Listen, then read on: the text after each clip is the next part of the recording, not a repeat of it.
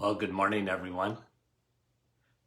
Welcome again to another live Facebook, another podcast. The doctor is in, and good to be with you. And John, how are you?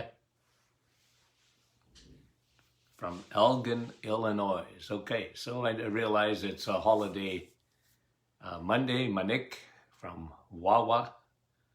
Our Mike, was that Michael or Manik? Hold on.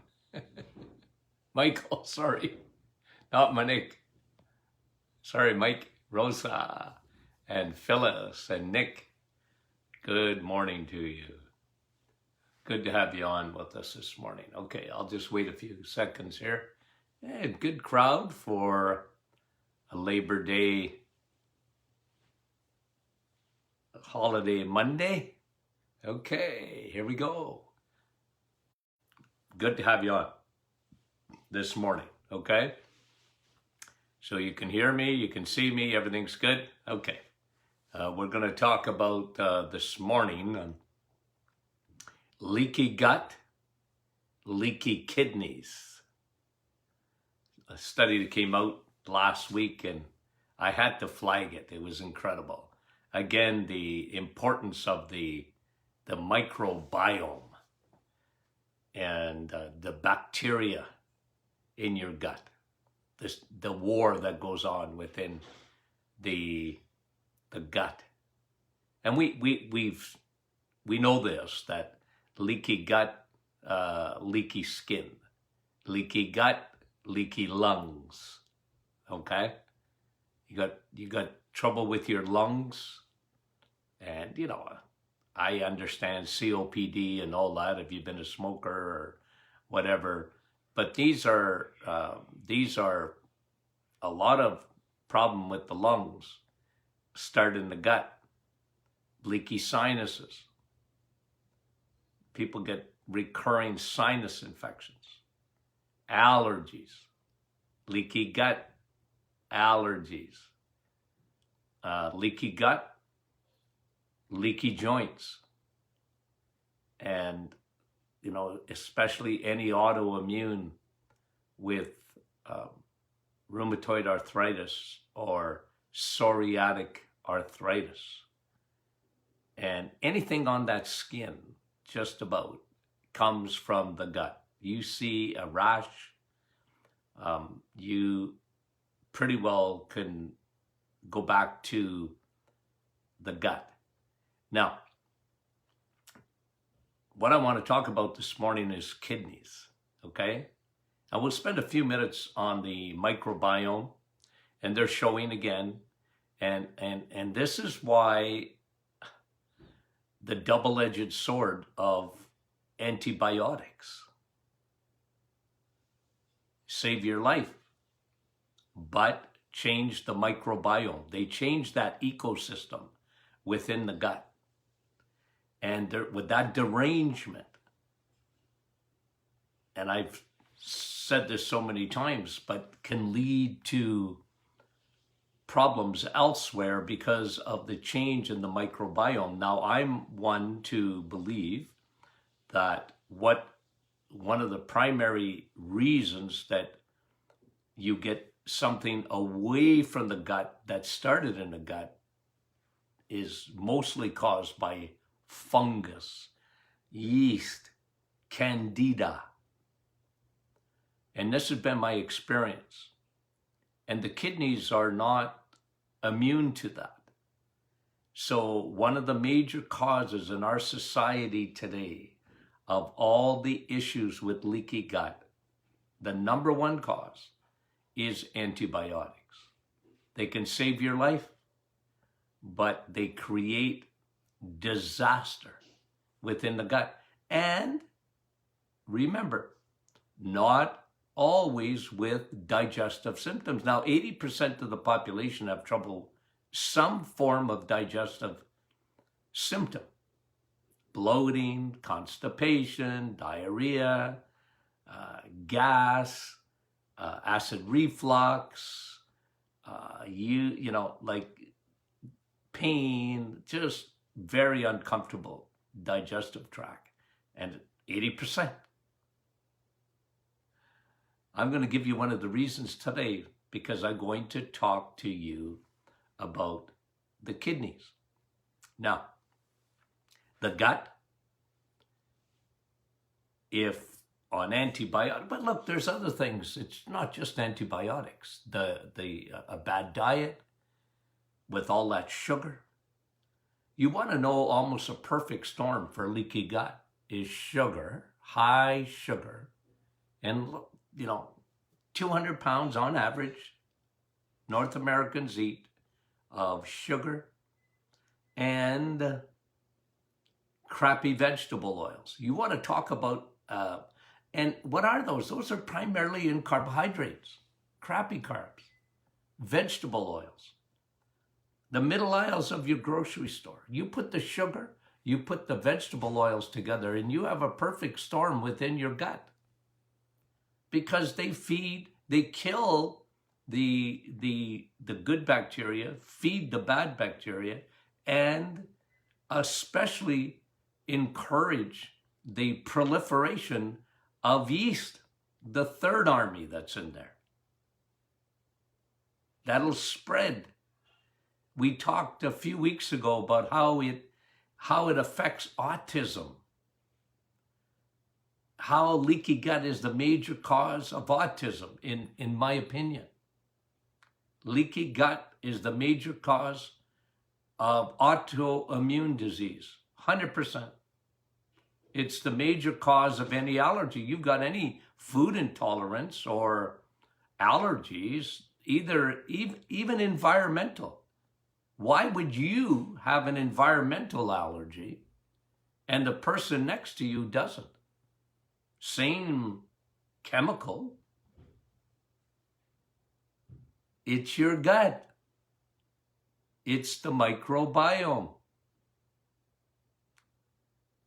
It is huge in autoimmune. So let's talk specifically about the kidneys, because I wanted to go over that with you this morning. Leaky gut, leaky kidneys. Yeast can get in there, and we talked about antibiotics and sugars and crappy oils and artificial PUFAs. These people that use these, it's part of the vegetable oil, but they're not vegetables, and they're oil that you could use in your car. The canola oils and the safflower oils, they destroy and they change your microbiome. And they create an enormous amount of inflammation too, because they're omega-6s compared to omega-3. But kidneys are, because I get a lot of questions on a weekly basis about kidney stones, right? And I get a lot of questions about gout on a weekly basis. And I want to tie these two things together. I want to tie them together. So you have your microbiome, but you also have oxalates. Now, what are oxalates? Oxalates are a byproduct of the plant kingdom. Okay? So when you eat plants, ladies, and your salads, and when you're a vegetarian, and even worse, as a vegan, when you're eating your beans, one of the byproducts of that in the gut is you're producing oxalates. Oxalates, they're a byproduct. I believe it's one of the reasons is because you're not making an enzyme that herbivores have, like a rabbit, like a cow. They have an enzyme called cellulase. You don't make that. You're a human being. You don't make cellulase. So when you eat the plant kingdom, and I'm not telling you not to eat it. A lot of people accuse me of that because I put so much emphasis on eggs, meat, and cheese for good reason. But oxalates, and this is not for everybody, but for a lot of people, if you make kidney stones, there's two types of stones that you will make. One of them is oxalate. And here's how you make the stone. It's in the kidneys. So where these oxalate, you make them in the gut, but the kidneys is what's got to filter them out. And for a lot of people, they don't filter out oxalates. They accumulate in the kidney and form a stone. So,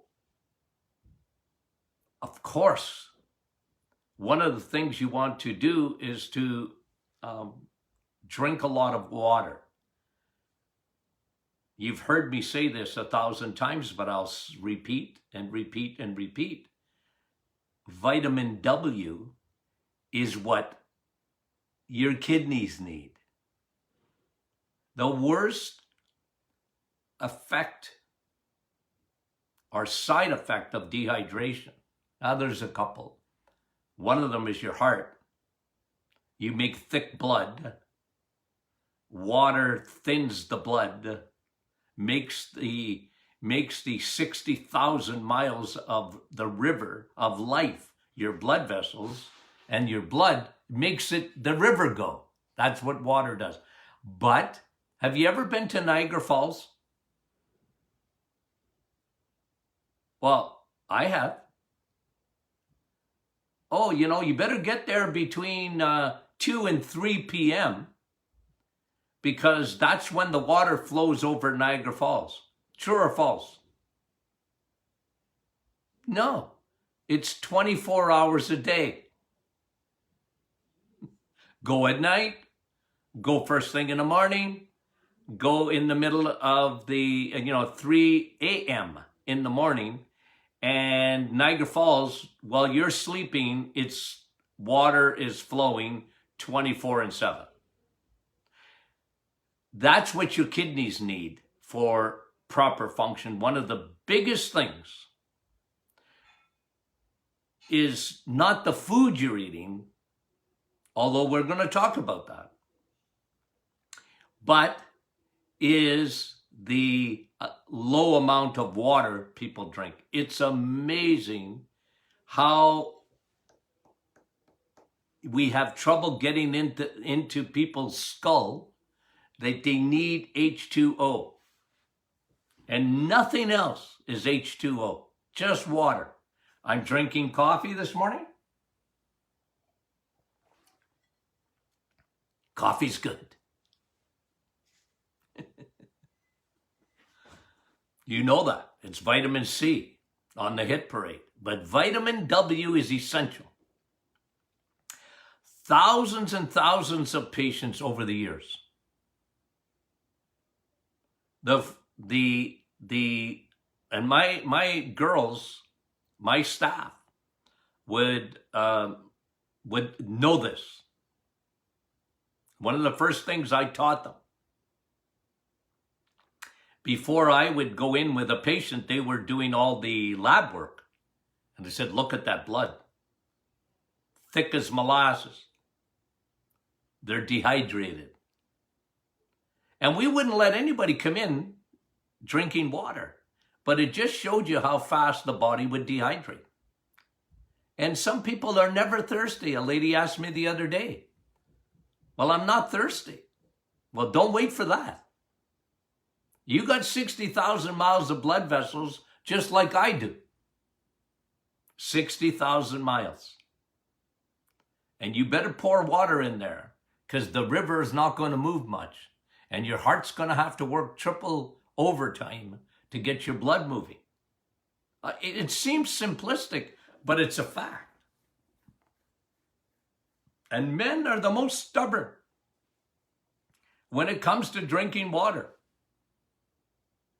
They're stubborn. True or false? That's true. So the kidneys are Niagara Falls. They need water. And my clinical experience, it's 2 liters.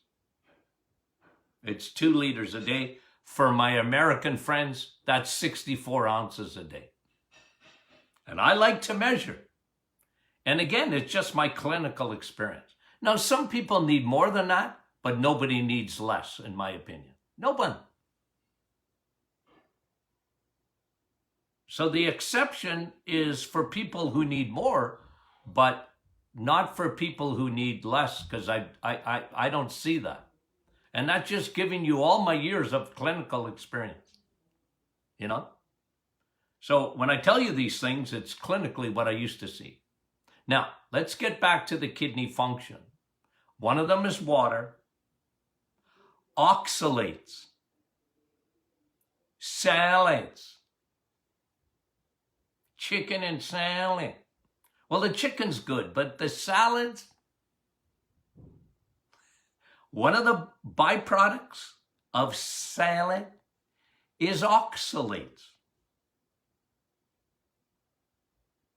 You know, I know there's books out there written about lectins, you know, the byproducts of legumes and things like that.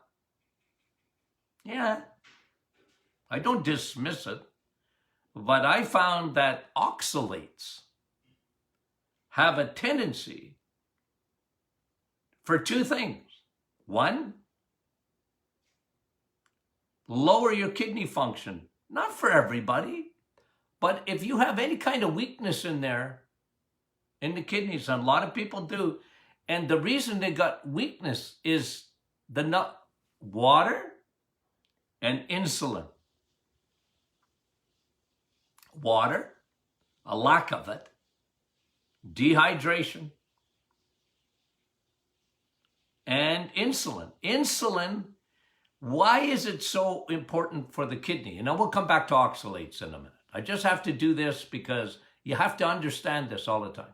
When insulin is high circulating insulin, insulin resistance, they're the same word. They're the same meaning. It's insulin. It's carbohydrates. Make the insulin go up. So what's that mean? What's that do? Why is that? Well, one of the things it does, it creates inflammation in the body. But the first thing that it affects rises inflammation. But we're going to talk about inflammation this week. I'm going to give you a lowdown on lowering inflammation this week, okay? But what insulin does, it now affects the lining of your little capillaries, your blood supply. And here's 2 organs that absolutely, like all your organs are, you know, they need proper blood supply, but the kidneys work on blood supply. You don't see that, but inside your body, your kidneys work on microcirculation. And the first thing that happens, insulin, when inflammation is elevated, what does it do? It starts to damage the microcirculation to the kidneys. It also does it to your eyes. But we'll do eyes another day. I want to stick to the kidneys. So what insulin does, it creates inflammation. It's like Tony Jr. likes to say, inflammation is not Houdini. You just don't get inflammation for no reason. And inflammation from insulin affects, first thing that it affects, It'll affect a lot of things down the road. Just ask a diabetic. Diabetics could come on the program here this morning and give you testimonies. They are 90% more likely to have kidney disease. And sometimes the kidney disease comes before diabetes. You have a weakness in your kidneys. Your creatinine is higher. You get protein in the urine, and the doctor's concerned about your kidneys, but protein don't come from eating protein. Higher levels of protein excreted from the kidneys is because you're a carboholic. It's carbs. And for some, it's salad, spinach. It's hard on the kidneys. Why? Oxalates. So microcirculation, and a double whammo is when you start forming oxalates in the kidneys. That's how your body gets rid of oxalates. And then what happens then? Well, if you don't flush that out, and for some people they can't flush it out, now you're forming kidney stones. Can you get kidney stones without elevated insulin? Very rare. Can you get kidney stones if you're not dehydrated? Very rare. Very rare. So if you want to have healthy kidneys, lower your insulin, because your kidneys will take the blow of having elevated insulin. And I'm not even talking about having elevated blood sugar. You might not have elevated blood sugar. Insulin comes first. Insulin comes first. The last thing is elevated blood sugar, because your body is made to keep your blood sugar within a very tight range. And it'll do everything. It'll throw everything at it to keep your blood sugar in. But don't wait for that. This is why I want to educate you on, drink water. Lower your insulin. How do you do that? Eggs, meat. Google kidney disease. Google it. You're going to hear the opposite of what I just told you. Not so much with insulin, but they won't even talk about insulin. They'll talk about diabetes, but the biggest thing they'll talk about is quit eating. Kidneys are stressed by protein and saturated fat. Guys, that is not science. It's propaganda. There's a big difference. It's indoctrination. And even some of my colleagues are indoctrinated because they bought the lie of fat, saturated fat. It has to be bad. Because when they think of saturated fat, they think of that fat ball I got behind me there. You see it. And the world is, they believe, well, look at the fat there. Look at that yellow, ugly fat. How did I get that? Well, it must be eating too much eggs, meat, and cheese. Nah. You're eating too much sugar and too much crappy carbohydrates. That's how you get fat. Fat don't make you fat. Sugar does. And crappy carbohydrates do. So the kidneys. Water. H2O. And only water's water. And spring water's the best. I'll tell you why. Let me just do a little bit on oxalates for a second. You know what oxalates do in your gut? oxalates. So when you have salad, ladies,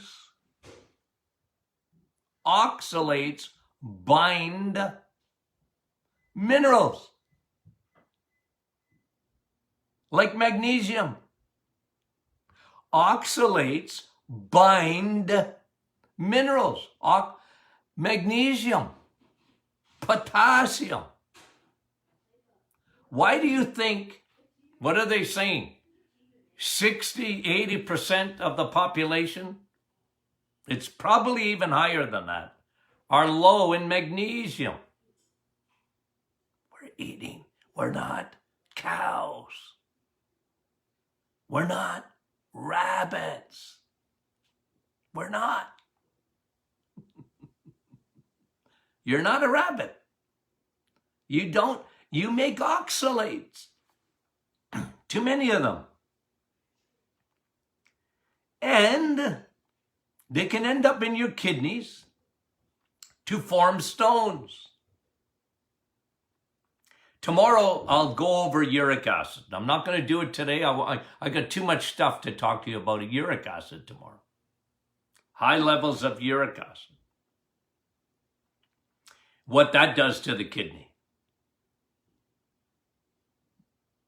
And it's fascinating stuff. But just remember, and some people, it doesn't bother them. I understand that. But it's one of the reasons. Ask a nephrologist. There's so much more kidney stones today.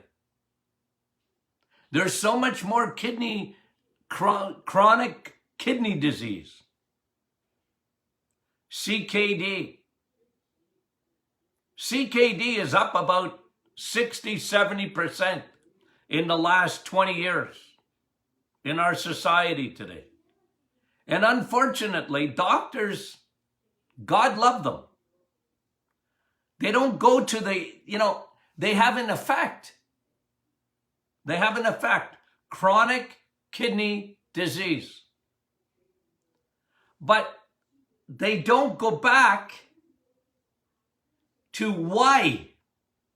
What's the cause of chronic kidney disease? They don't look at that. They treat this. Right? They treat this. They treat it wrong in a lot of ways, in my opinion. Because they're telling people to stop eating meat. Well, meat doesn't do that. Meat does no damage to your kidneys. Red meat does no damage to your kidneys. It doesn't. Because a doctor sees high protein. I get it. I understand that. They see it. And they go, oh, that's protein. Don't eat too much protein. Google it and see if I'm not telling you the truth. They got it all wrong, guys. It's not true. It's sugar. It's crappy carbs. It's salad.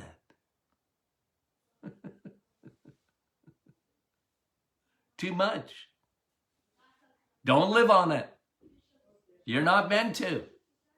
And when insulin's elevated, you get a perfect storm inside the kidney. Oxalates.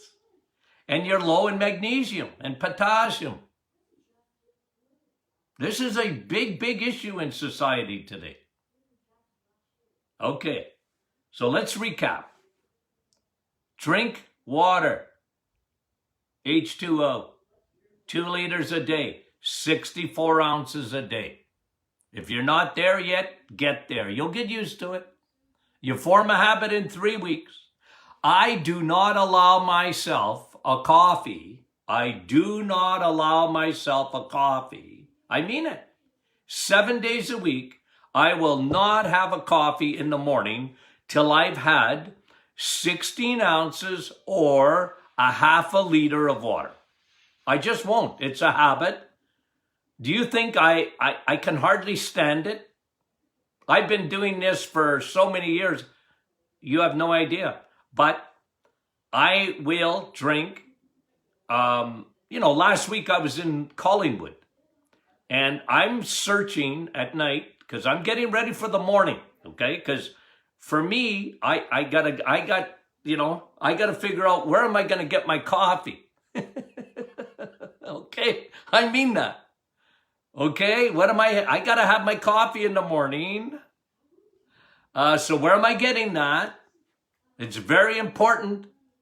But you know what? I always, now before I have a coffee, I'm going to drink my water. I'll tell you folks, that is one of the most important things you can do for your kidneys and your heart.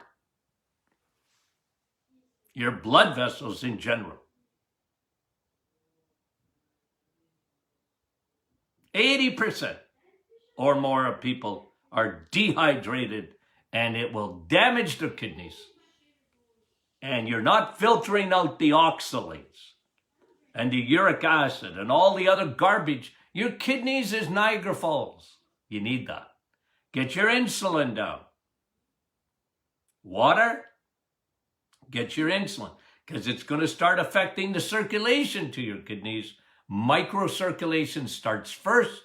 It's the first thing that happens, and the kidneys do not function without proper blood supply. So water helps that, but so does lowering your insulin. And then lower your oxalates. If you've had any history of kidney stones, lower your oxalates. And you lower your oxalates. Oxalates are plant-based. Beans and salad. Salad and beans are the primary culprits. Okay. Love you guys. There's a little bit of shorter version this morning of the Doctor is In podcast and the Martin Clinic Facebook group. Guys, you guys are great. Invite your friends. Share this. Anybody that's got any kidney problem or whatever. This is just simple teaching, but it's very important. Okay, we'll talk to you tomorrow. Love you.